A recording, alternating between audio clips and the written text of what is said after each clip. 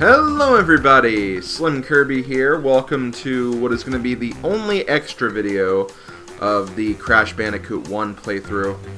There are three things I'm going to go over in this video.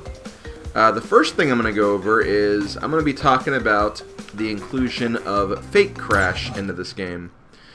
Now you're probably wondering, what is Fake Crash? Well, if you've played other Crash Bandicoot games, you may be a little bit familiar with them. But Fake Crash is actually a character developed by Naughty Dog, based off of a Japanese Crash Bandicoot toy. And the toy looked really weird, so to pay homage to it, Naughty Dog included it in a lot of Crash games. And Vicarious Visions, the developer of this game, decided to include it as well in this collection, and you can actually see little cameos of him in some of the levels. There he is right here, actually. He's kind of dancing on the left there. As you can see, he has like really huge buck teeth and just looks really derpy as a result. But yeah, that's Fake Crash, and you can actually see him here in Insanity Beach. More than that, you can actually see him in another level as well. I haven't actually seen him in this level yet, but apparently he is here. So I will go ahead and show it off, just because I was unaware of this inclusion. And in future games, I'll try to make sure I include, because yeah, in the other games of this collection, he also appears as well. So I'll make sure I show all of the different inclusions of this quirky character, I guess we could call him. Where the hell is this next level? Is it here? No, this is Castle Machinery. I need Heavy Machinery.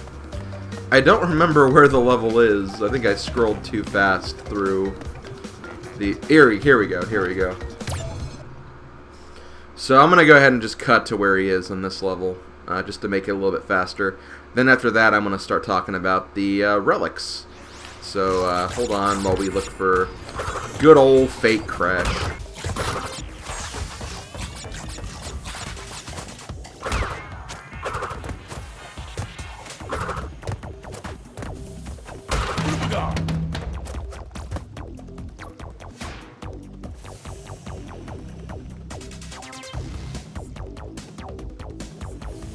Okay, so now that we've shown off the two Fake Crash locations, the next thing we're going to be talking about are the time trial relics. So, starting with Crash Bandicoot 3, they actually introduced a mechanic into the Crash Bandicoot games where you could do time trials of all the levels in the game. And based on your performance in these time trials, you would get a relic. If you beat a certain time, and in this case, for this level, the time is, if I press the right freaking button,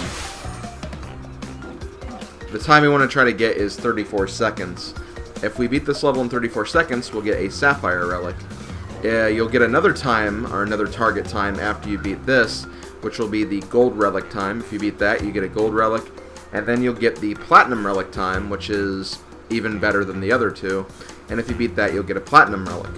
Now, aside from increasing the percentage on your file select screen, getting all the relics will not really change anything. It doesn't have like any effect on any ending or anything of that nature. It's literally just, you know, bragging rights if you go for all the relics. So I am not going to be doing that in this playthrough, but I will be basically showing you the gist of this mode and how it'll normally play out. So let's go ahead and get this started with Insanity Beach. Probably one of the easier levels to do, and just kind of get a feel for how this mode will work out. So as you can see, there is a clock here at the very beginning. Once you touch that clock, you are in time trial mode, and if you take a death, you will not lose any lives. So that's one kind of bonus of doing this, is you won't actually lose any lives while you're going through this. But as you can see, there are time boxes as we go throughout these levels. And these time boxes will basically halt the timer for that amount of time. So you can kind of use that to stop the clock for a bit and just kind of, you know, make your way through this level while the clock is stopped. I'm doing a very terrible job. I actually have a Platinum Relic in this level in my main file. but I haven't been like really focusing on time trials too much. So as a result, I'm probably not going to get a flat relic here, but I will try to get a decent time at the very least. Actually, I don't think I'll even get a sapphire at this rate. No, that is not even a sapphire time. So as a result, I did not get a relic. But I can try again, and that's exactly what I'm going to do. The trick for doing these time trials is generally just kind of not really memorize, but get a feel for all the time boxes and where they are. And basically just kind of analyze the level, analyze the cycles of enemies and stuff of that nature. Whenever you can, try to get a triple Aku mask, because triple Aku masks will increase your speed a little bit, and you can also just like kind of walk through the level without having to worry about like enemies or any of that stuff. It can be pretty tricky though to get good times, because, and especially for Crash 1, because you have to think, the time trials were not initially in Crash Bandicoot 1, so these levels really weren't designed for going fast, so to speak. And as a result, some of the times can be pretty difficult to master, some of the levels rather. So you just kind of have to get a feel for like all the levels and some certain tricks you can do to actually get to those platinum relics especially. Some of the gold relics can actually be pretty hard to get on their own, so you know, you really have to analyze what you have to do in every level. Kind of have to master certain jumps, like I said, memorizing level cycles, whether it's enemy cycles or like platforming cycles. Stuff like that can really help you get like the edge in a lot of different respects. And like I said before, this power-up right here allows you to run at all times and just kind of run through everything, so it's definitely a must to try to get the triple mask whenever you can. And here, I don't know if no, I did not get that last one. Well, either way, that should be a gold relic at least, I think. Nope, that's only a sapphire, damn. It's all because I didn't get that last time block. If I would have gotten that, I probably could have gotten a gold. Probably not platinum, though. But yeah, once you get a relic, you get that relic for that level, and you can pretty much just keep increasing or improving your times until you get the gold relics and then the platinum relics. I'll go ahead and do another level too. From what I remember, I'm pretty decent at this level here, so I might be able to pull out a platinum here, but we'll see.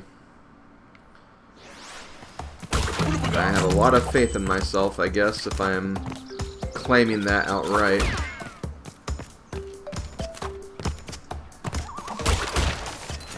And yeah, again, it's just a lot of looking for different things you can do in all the different levels. Sometimes you can make it so you can knock enemies into boxes, which will definitely help. Oh, come on. And yeah, if you want to get a good time, you're going to be restarting levels a lot. That's just something you're going to have to get used to, is you'll see the start, you'll have to grab the watch over and over again. That's just the way it is. The life of a time trialer. The life of a speedrunner is actually a bit more accurate. I imagine this is what speedrunners do all the time. And again, I kind of talked about this earlier. One big shame with the Switch version, at least for right now, is that there's actually not friend leaderboards, or even leaderboards in general, which I think is a huge missed opportunity, because that was one thing I was really looking forward to when I heard this game was coming to the Switch, being able to compare like my times with all of my friends who have this game. But unfortunately, that is actually not in this version of the game. There are no leaderboards, but there are for like the PS2 version. I imagine there is for the Xbox version as well. I don't know that for 100% certainty, but I imagine there is, just due to the nature of how popular like online is like on the Xbox. And that is a... Oh, there's a platinum relic, so there we go. Okay, I got a platinum without really even trying. Like, I had to do this level over, I think, twice due to little fumbles here and there, but still, not bad. But yeah, there's like some levels I find are really easy to get platinum on in this game, just because that triple mask power-up is really, really handy. And you can move very, very fast through a lot of sections, and you can skip a lot of stuff. But there's some levels that can actually be very difficult. One level that's been giving me a lot of trouble that I've been working on Platinum for a while now is actually this level over here, Native Fortress. Because it's just a very, very long level. Or wait, no, this is Native Fortress. But it's a very, very long level. As you can see, the target time for just Sapphire is 2:55. And yeah, you just have to spend a lot of time with some of these levels. And some of the other levels are also pretty long as well. But yeah, that's basically the relics. Again, not necessarily required for 100% completion, but you know, if you want to go above and beyond, you can try to get relics on all the stages. You know, maybe whenever I'm like doing my streams, every now and then I might go back to this game and maybe do some time trials or something, just to kind of see how far I can get with those. But that's for another day and another time, because there is one last extra I want to cover here, and that extra is here on the level Stormy Ascent. This is a level that, for the PS4 version, it was DLC, but with the Switch version, and I think for all the other versions that came out around the same time, this level was already included, so you don't have to worry about like paying for it or downloading it or anything. It's actually part of the base game. But yeah, this is actually a bonus level, and again, correct me if I'm wrong here, since I don't know all of the Crash Bandicoot lore, but Stormy Ascent is basically a level that was not finished for the initial Crash Bandicoot game on PlayStation 1, and as a result, they decided to include it in this game as a bonus level. I think they actually completed it, and as you can see, it's very, very similar to the level Slippery Climb. It's got the same basic aesthetic, a lot of the same platforming elements and stuff. And if you remember, that level was actually pretty tricky, so this is not an easy level by any stretch of the imagination. I've only beaten this level once. I do not really want to do the time trial yet until I'm way, way, way more familiar with this level. But, yeah, it's essentially just Slippery Climb, but, you know, more difficult. I'm trying to figure out how I'm supposed to do this. Kind of messing this up here. I don't think I'm like off cycle or anything. I think this is just a very... Yeah, there we go. Yeah, it's just a very, very tricky jump. And yeah, this is a embryo stage as well. So we have to collect all of the embryo tokens in addition to getting through this behemoth of a level.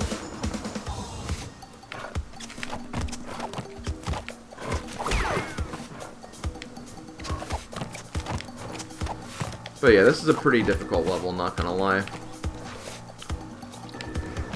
Would I say hardest level in the game? Probably. But even then, I'm not doing too bad right now.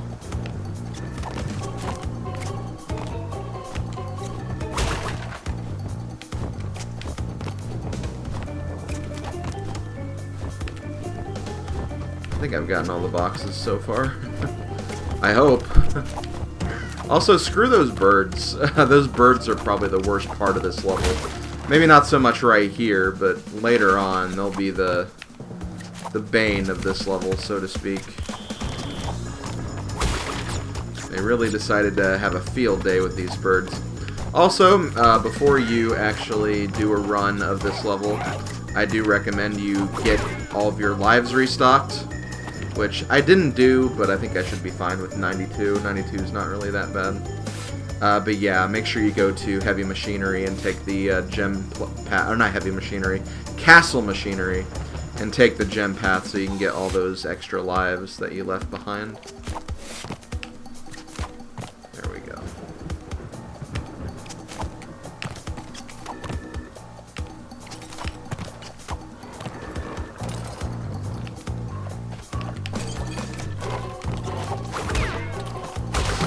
Okay, so we're up to 2 embryo tokens.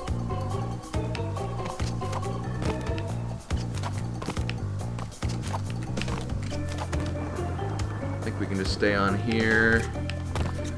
There we go. And here we go with the birds. The problem with the bird jumping is I feel like this would not be a problem in Crash Bandicoot 1, like the PS1 version, just because of how the mechanics worked in that game. But yeah, in this particular game, it could be kind of rough dealing with those birds because of the momentum you lose when jumping on stuff.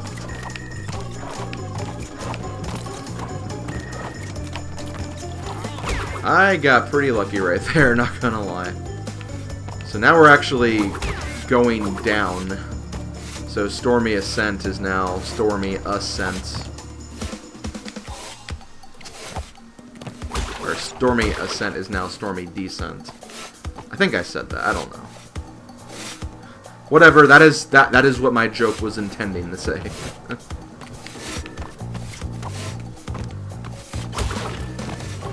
Yeah, just some really scary platforming here. Especially like right here too. You almost have to like run down the stairs, then jump.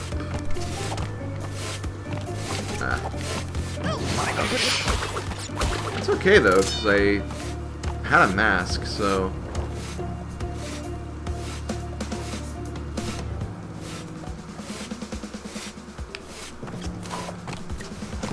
Ah, dang it.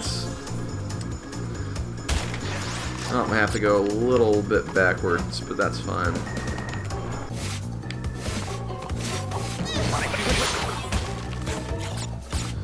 Okay, I made it back to this part, and I do actually have the pity mask activated. You don't see it because I lost it already, but I have died enough time to get to the pity mask at this point, so that's a little unfortunate.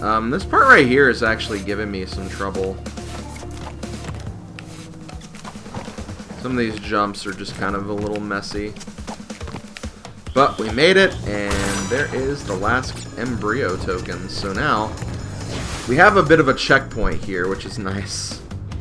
And yeah, we have a little bit of a bonus level here. Now, this bonus level can actually be kind of messy.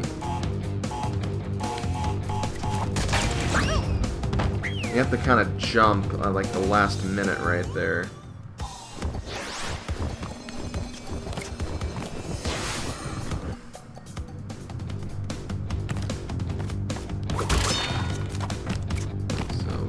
Here, 3, 2, 1. And I'm just jumping way too early, I guess.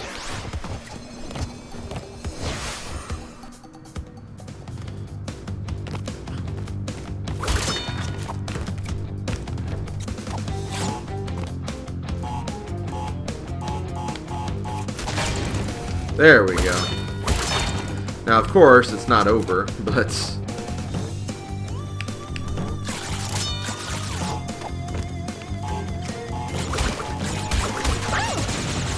okay, so that part right there is kind of tricky.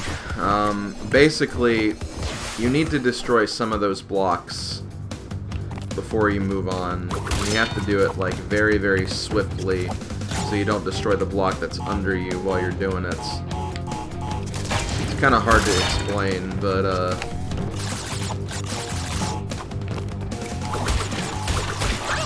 actually, okay, you know what? I know exactly what I have to do. It's not really that bad. I'm just making it more difficult than it needs to be.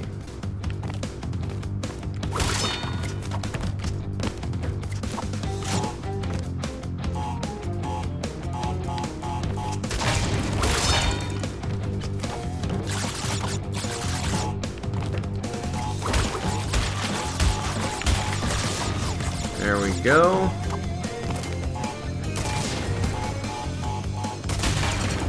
Gotta be very careful with these boxes right here, because if you mistime your jump, you get squashed by those boxes. And that is not a fun way to die. Also right here, there is a TNT block, so jump down here so you don't get killed by it. That'll kill a block up there. Then you have this one, and we should be good, as long as we don't do anything stupid. And we made it, okay. That bonus is finally cleared, we get some lives back, and now we finish up the rest of the level. We only got 12 boxes left, and we are kind of approaching the end, kind of. There's still a bit this level left, but we are kind of getting to that point where we're getting close to the end.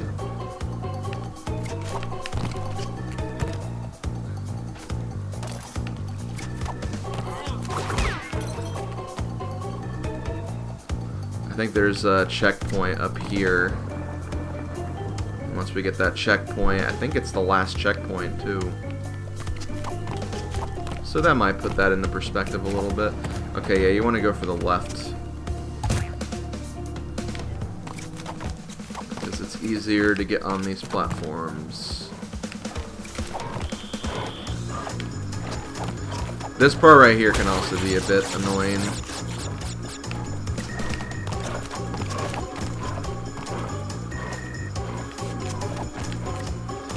And of course, we have more of these dumb stairs.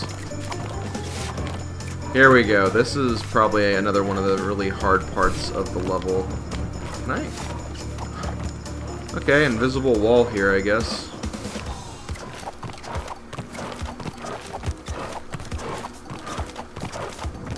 Okay, made it. So really for that part, you can't really hesitate. It's just a matter of getting up there quickly. Don't take too many breaks in between and you should be fine.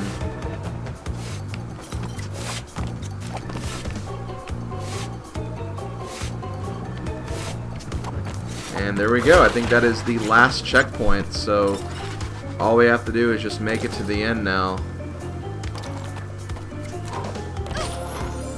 That potion was kind of throwing me off a little bit, but that's okay.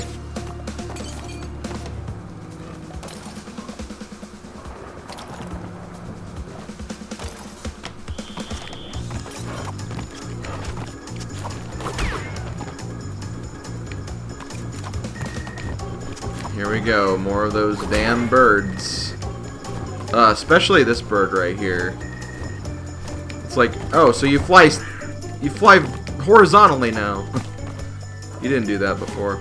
Okay, another very tricky jump.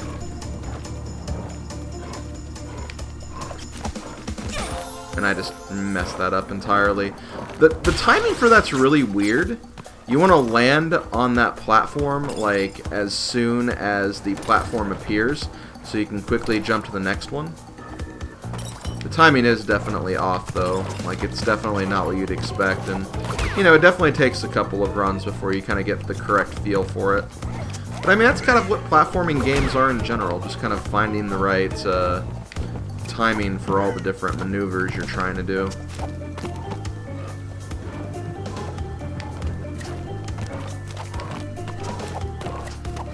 Okay, so no, actually I was wrong. You want to land on that first platform when it's about to disappear so you can jump, and while you're in the transition to the second platform, there are no platforms, and you land on that second one when it appears. Then you can just kind of jump on the other one really fast. Okay, so I think here I can just... Here, you don't need to even get to those middle platforms, just ride this platform until you're done. And I believe this is actually the last jump of the level.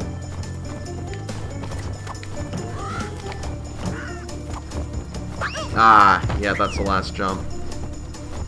So we are about done, boys and girls. We are almost done with Stormy Ascent.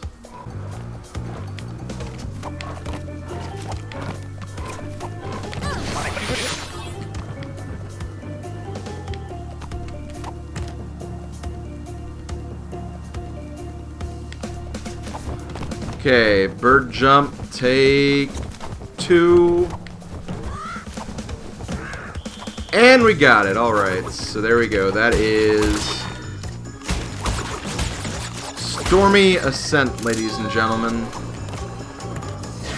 We are done. We got the gem. Get an additional few percentages to my totals here. And yeah, that is actually going to do it for the Crash Bandicoot 1 playthrough. So I hope you guys really enjoyed. As I've said before, if you are interested in the Crash Bandicoot series in any way, I definitely recommend getting the Sane Trilogy, regardless of what platform you have. You know, if you have like a PS4 and Switch, maybe you'd want to go for the PS4 version, just so you can get the added benefit of the like time trials and leaderboards and stuff. Because I have no idea if Switch is going to add that when they get the like online service that they've been promising for a while. But yeah, if you're interested, definitely recommend checking this out. I think it's a great series of games. You basically get 3 games for the price of not even a full retail game. And I think that's really, really cool, and it's a good deal. All the games are pretty solid, and they improved this game a lot, so definitely recommend giving this a shot if you are interested.